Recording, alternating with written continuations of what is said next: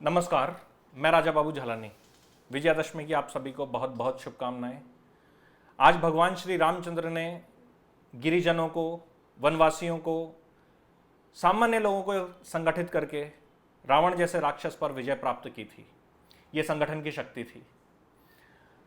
ऐसे ही एक संगठन का और निर्माण इस देश में सन 1925 में नागपुर में डॉक्टर केशवराव बलिराम हेडगेवार ने किया, जिसको हम राष्ट्रीय स्वयंसेवक संघ या आरएसएस के नाम से जानते हैं। दोस्तों, आरएसएस के बारे में इस देश में जो राय है वो बहुत बटी हुई है। कुछ लोग हैं जो कहते हैं कि आरएसएस बहुत ही देशभक्त संगठन है, बहुत अनुशासनबद्ध संगठन है, बहुत सेवाभावी संगठन है।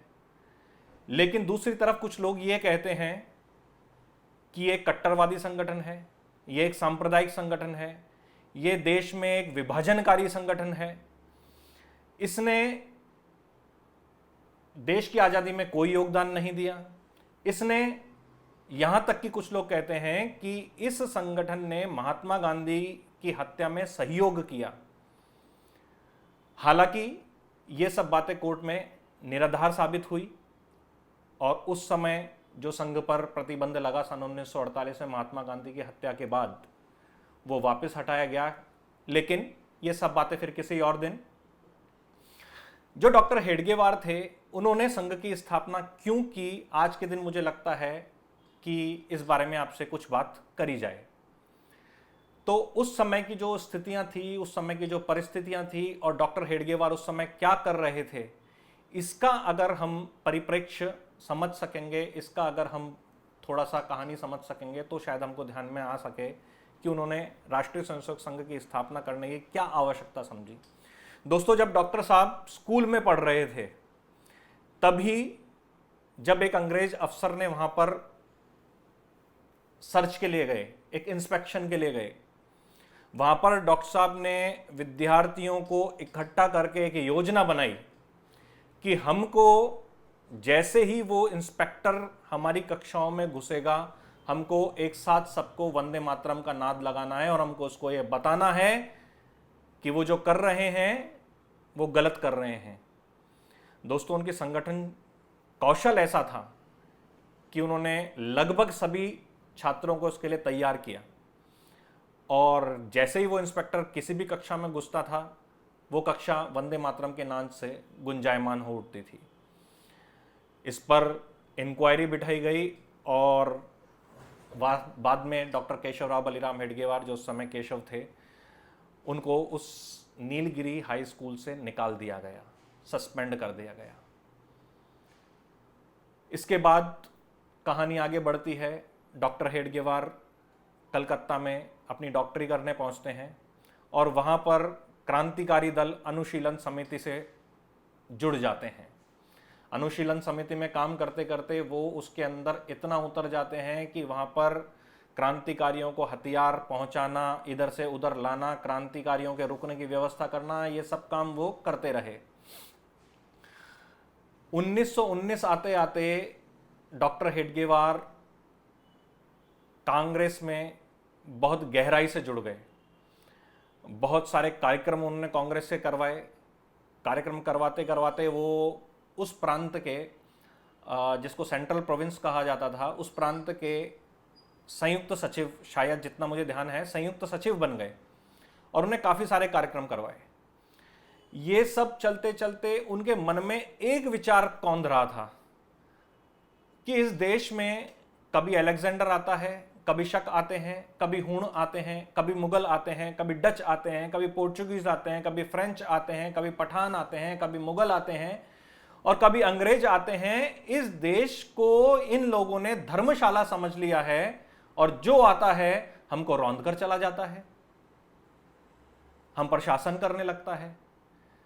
इस देश में पैसे की कमी नहीं, संसाधनों की कमी नहीं, बुद्धि की कमी नहीं। किस चीज की इस देश में कमी है कि ये देश बार बार किसी ना किसी आतताई का, किसी ना किसी आक्रमणकारी का गुलाम हो जाता है।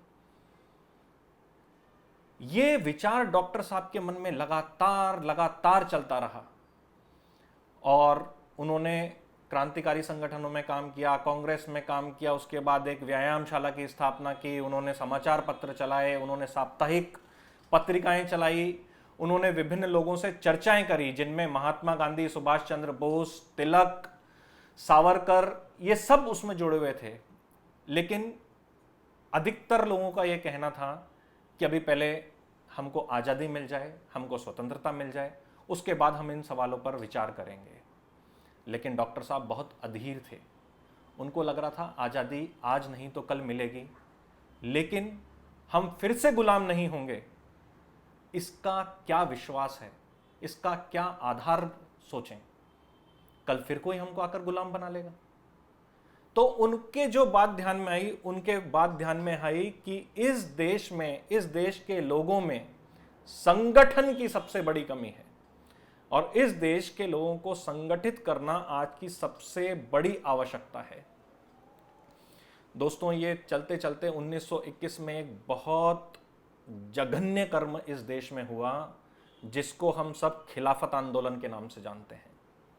उस समय डॉक्टर साहब कांग्रेस के साथ ही काम कर रहे थे, कांग्रेस में ही काम कर रहे थे, और उन्होंने जब देखा कि किस प्रकार इस्लामी कट्टरपंथियों को गांधी जी ने सिर्फ इसलिए खिलाफत आंदोलन के साथ होने की बात करी कि अगर हम इनका खिलाफत आंदोलन में साथ देंगे तो ये हमारे साथ आज़ादी के, स्वतंत्रता के आंदोलन में जुड़ जाएंगे। खिलाफत आंदोलन क्या था? एक छोटी सी बात मैं आपको बता दूं। खिलाफत आंदोलन इसलिए था कि वहां तुर्की में खलीफा, जो कि इस्लाम का सबसे बड़ा एक तरह से धर्मगुरु माना जाता है, सबसे बड़ा व्यक्ति माना जाता है, उसको वहां से पदच्युत करके और वहां पर उसका राज समाप्त किया जा रहा था। अब तुर्की में किसी का राज्य समाप्त किया जा रहा है, उसका भारत के मुसलमान से क्या लेना देना है? लेकिन ये सब हो रहा था और यहाँ के मुसलमान ये कह रहे थे कि वहाँ पर खलीफा का राज्य रहना चाहिए, और इसके लिए वो बातचीत कर रहे थे, इसके लिए वो प्रदर्शन कर रहे थे, और महात्मा गांधी ने कहा कि हमको इसके साथ जुड़ना चाहिए। और दोस्तों, इसका विरोध कांग्रेस में ही बहुत सारे लोगों ने किया। खिलाफत आंदोलन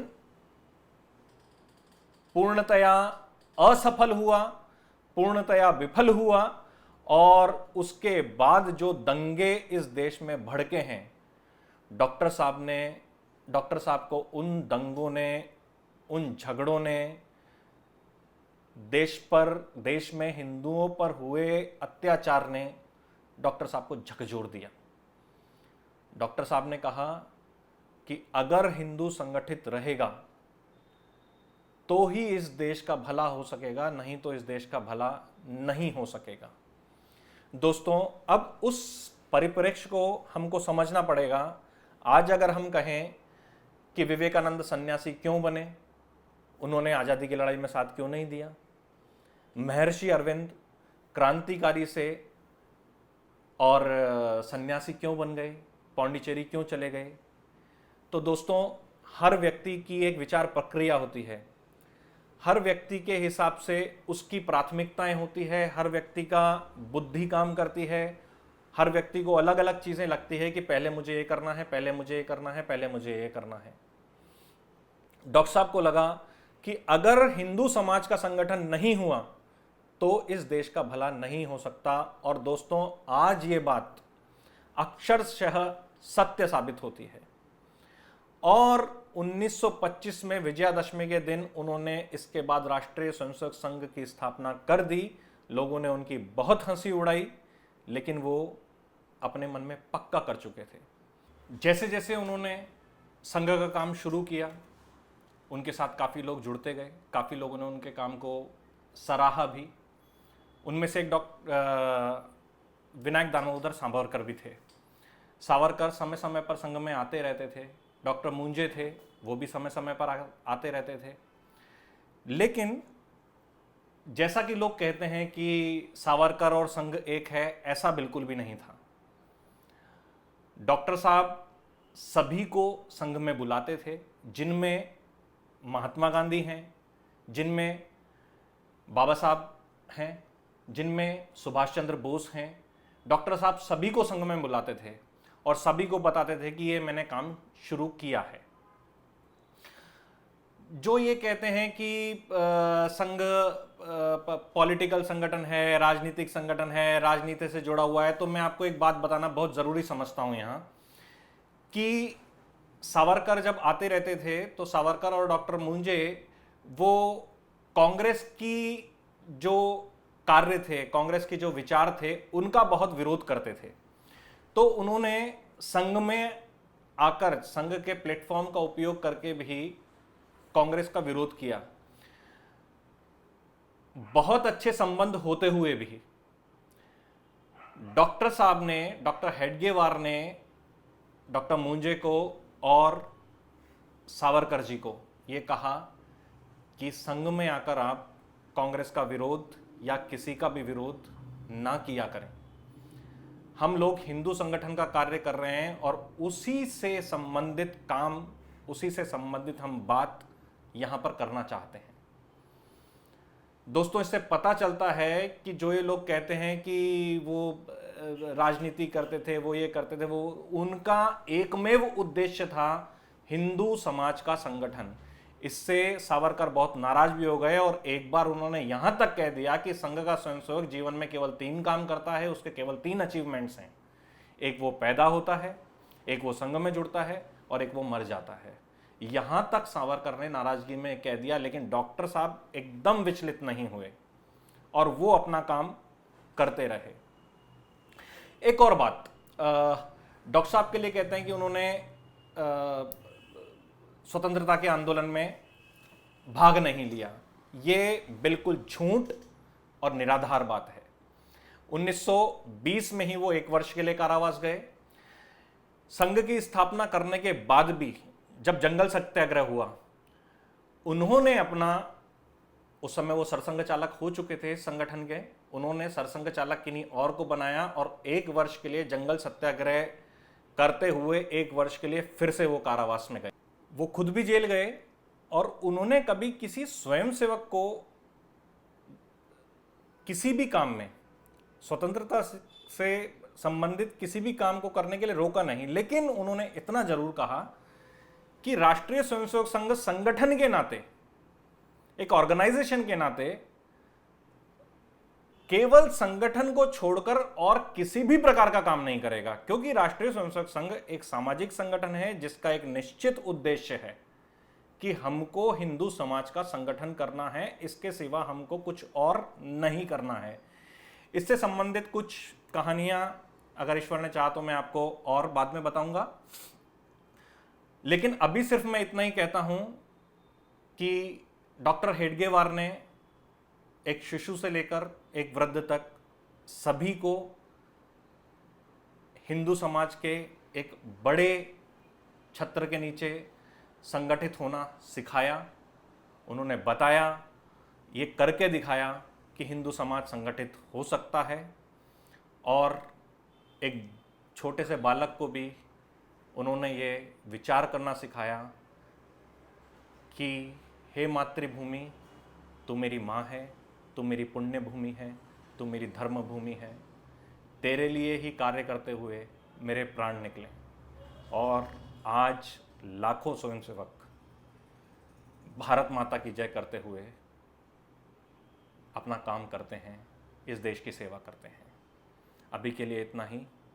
आपके कोई भी प्रश्न हो राष्ट्रीय स्वयंसेवक संघ से संबंधित, आप कृपया नीचे लिखकर भेजें। आपको ये वीडियो कैसा लगा ये भी बताएं। आपके प्रश्नों के उत्तर अगर मेरी सीमित बुद्धि में हुआ तो मैं दूंगा, नहीं तो आने वाले समय में जब आरएसएस के किसी अधिकारी से बात होगी तो उस समय मैं आपके प्रश्न लेने का प्रयास करूंगा। नमस्कार।